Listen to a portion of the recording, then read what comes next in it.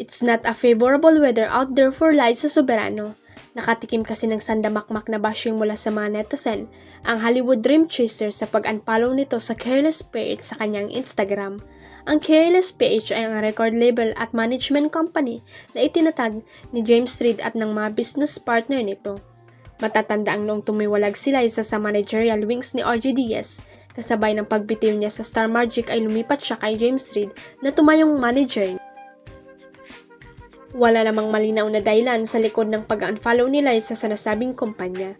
However, Liza and James continue to follow each other on IG.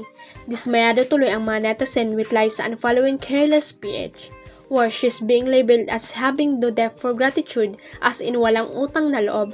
Just last month ay ulat pang busy si Liza sa mga auditions. May mga naibok ding project si James para sa kanya.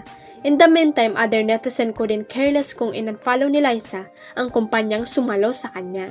Pasasaan daw ba't wala nang patutungan ang karir ni Liza if she doesn't know how to look back over her shoulder? Handa na nga bang tuparin ng kapuso action hero na si Ruru Madrid ang pangako niyang kasal sa kanyang girlfriend na si Bianca Umali?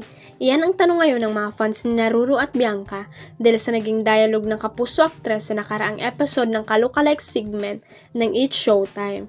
Isa si Bianca sa naging guest judge sa Kalokalike Phase 4 kung saan game na game siyang nakipagkulitan sa contestant na si Kevin na nag-impersonate sa jowa niyang si Ruru.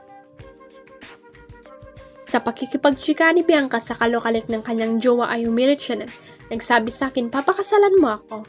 Hiyawa naman ang mahos ng kapamilya at kapuso ng time show na sinabi ni Bianca kasunod ng tuksuan. Sa isang event naman na pinunta ni Ruru ay na-interview siya ng 24 oras at natanong tungkol sa pangakong kasal daw niya kay Bianca. Napangiti muna ang binata sabay sabing simula naman nung unang beses kong nakasama at nakilala si Bianca, pinangakuan ko na siya agad hanggang pangako lang muna tayo. At nang sundutin ng tanong kung kailan nga ba mangyari ang promise niyang kasal kay Bianca, sagot ni Roro, malalaman natin yan sa susunod na kabanata. Huwag kalimutang i-click ang subscribe button at i-ring ang notification bell para sa latest at legit chika updates.